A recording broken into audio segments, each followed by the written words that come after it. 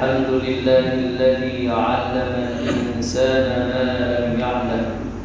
أشهد أن لا إله إلا الله وحده لا شريك له المفرد بالعلم والقائل وما أوتيتم من العلم إلا قليلا. وأشهد أن سيدنا محمدا عبده ورسوله. اللهم صل وسلم وبارك على سيدنا محمد الهادي إلى الحق وإلى الصراط المستقيم وعلى آله وأصحابه ومن تبعهم إلى يوم الدين. أما بعد، فيا عباد الله اتقوا الله فإن الله مع المتقين. Sidang Jumat yang dirahmati Allah sekalian, bertakwalah kepada Allah dengan sebenar-benar takwa, dan janganlah kamu mati kecuali dalam Islam dan beriman kepada Allah. Mimbar menyuruh sidang Jumat sekalian, marilah kita tingkatkan ketakwaan kita kepada Allah dengan melakukan segala suruhannya dan menjauhi segala yang ditegaknya. Sidang Jumat yang berbahagia, fenomena dan kisah akhir zaman banyak dikabarkan kepada kita dalam hadis-hadis baginda Nabi SAW.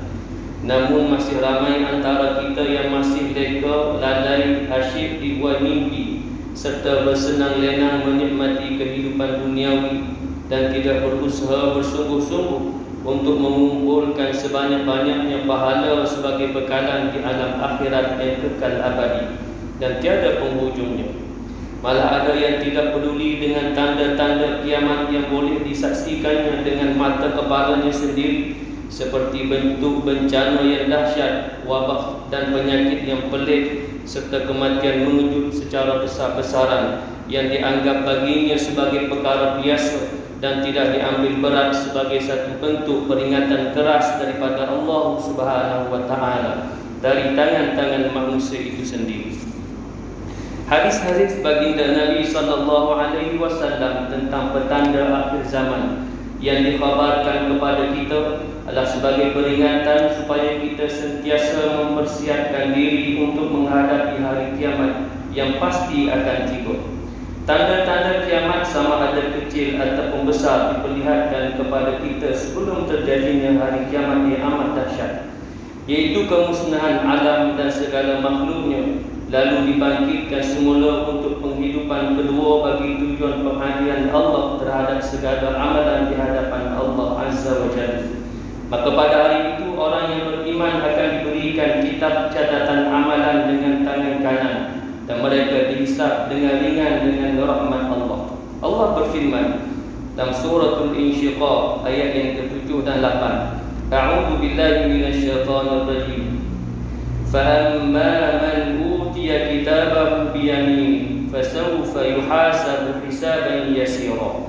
Maksudnya, kemudian sesiapa yang diberikan menerima kitab amalnya dengan tangan kanannya, maka ia akan dihisab dengan cara yang mudah dan ringan. Sebaliknya, bagi mereka yang ringan timbangan amalannya, Allah Subhanahu wa taala menyebutkan balasannya menerusi surah Al-Mu'minun ayat 103. A'udzu billahi minasyaitonir rajim. Wa man khaffat mawazinuhu fa ulaika alladziina khasiru anfusahum fi jahannam khalidun. Maksudnya, dan sesiapa yang ringan timbangan amal baiknya, maka mereka lah orang yang merugikan dirinya sendiri, mereka kekal dalam neraka jahanam. Sidang Jumat yang dirahmati Allah, dalam sebuah hadis Nabi SAW mengkhabarkan kepada kita bahawa di akhir zaman agama Islam akan menjadi satu perkara yang asing. Malah amalan-amalan Al-Quran dan Sunnah yang diajar oleh baginda Nabi SAW akan dianggap tidak sesuai mengikut peredaran zaman. Islam dikatakan asing itu bukanlah bermakna agama Islam itu tidak dikenali, tapi ia membawa beberapa pengertian. Antaranya, pertama, umat Islam tidak mempedulikan soal halal dan haram. Baginda Nabi SAW menyatakan bahawa manusia di akhir zaman tidak mempedulikan lagi soal halal dan haram dalam urusan kehidupan mereka. Mereka mahu cepat kaya tetapi tidak takut untuk melanggar hukum hakam agama dan sanggup melakukan apa sahaja demi mendapatkan kesenangan di dunia yang sementara ini. Yang kedua, ramainya umat Islam yang berakhlak buruk. Di akhir zaman ini terdapat manusia yang buruk perangai mereka, sehingga digambarkan oleh baginda Rasulullah sallallahu alaihi wasallam mereka itu di pagi dan petang hari berada dalam kemurkaan Allah. Sabda Nabi sallallahu alaihi wasallam yang bermaksud akan muncul beberapa orang dari umat di akhir zaman. Di pagi hari mereka berada dalam kemurkaan Allah dan di petang hari mereka berada dalam kemarahan Allah Subhanahu wa taala. Hadis riwayat Imam Ahmad. Ketiga, golongan jahil dan pendusta diangkat menjadi pemimpin. Manusia akhir zaman tidak lagi jujur dalam berbicara, sehingga kan seorang pendusta lebih dipercayai dan seorang yang berkata benar pula dianggap pembohong. Perkara ini berlaku disebabkan kerana kurangnya ilmu pengetahuan serta terlalu ramai manusia yang jahil tentang ajaran Islam yang sebenar. Yang keempat, ilmu akan diangkat beransur-ansur.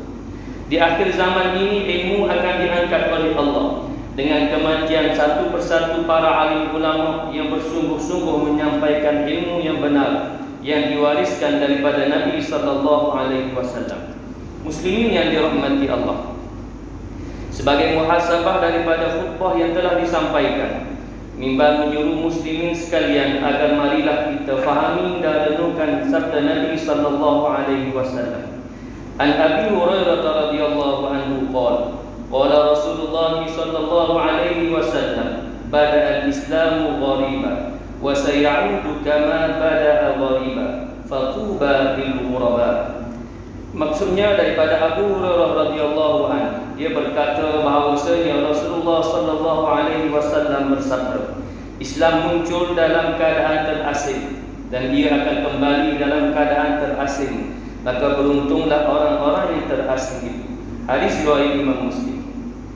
Hadis ini menjelaskan bahawa di akhir zaman orang yang istiqamah di jalan Allah, iaitu mereka yang tetap berbuat baik ketika manusia lain telah rosak, dan mereka yang teguh pendiriannya dan akan kebenaran Islam, maka mereka lah manusia yang beruntung, dijanjikan oleh Allah akan syurga dan kebahagiaan. Orang yang demikian, oleh yang demikian, marilah kita sentiasa berpegang teguh dengan ajaran Al-Quran dan Sunnah dikala manusia sudah mula jauh daripada kedua-duanya. Jadikan ianya sebagai tanggungjawab kita untuk sentiasa mempersiapkan diri agar tidak terjerumus ke dalam fitnah akhir zaman yang meruntuhkan keimanan kita kepada Allah Azza wa Jalla. A'udzu billahi minasyaitonir rajim. فمن كان يرجو لقاء ربه فليعمل عملا صالحا ولا يشرك بعبادة ربه أحدا.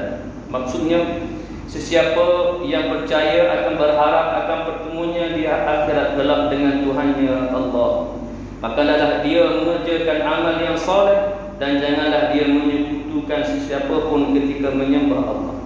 Barakallahu li wa lakum fil Qur'anil 'azim. ونفعني وإياكم بما فيه من الآيات والذكر الحكيم وتقبل مني ومنكم تلاوته إنه هو السميع العليم. أقول قولي هذا وأستغفر الله العظيم لي ولكم ولسائر المسلمين والمسلمات والمؤمنين والمؤمنات فاستغفروه فيا فوز المستغفرين ويا نجاة التائبين. اللهم صل وسلم ورضي الله تبارك وتعالى عن كل الصحابة رسول الله أجمعين.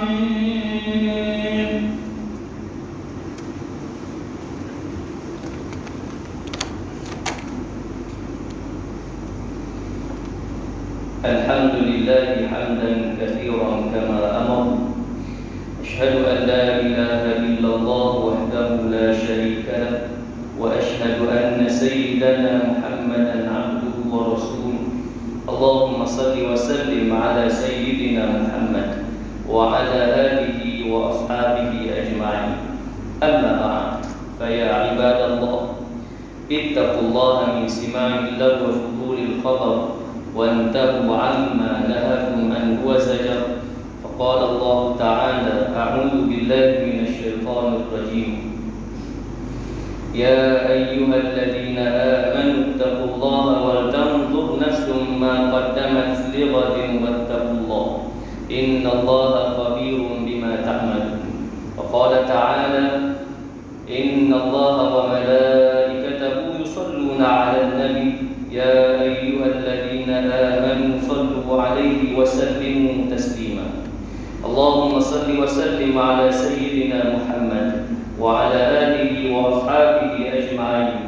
وارض اللهم عن الخلفاء الراشدين ساداتنا أبي بكر وعمر وعثمان وعلي، وعن بقية الصحابة والقرابة والتابعين ومن تبعهم بإحسان إلى يوم الدين.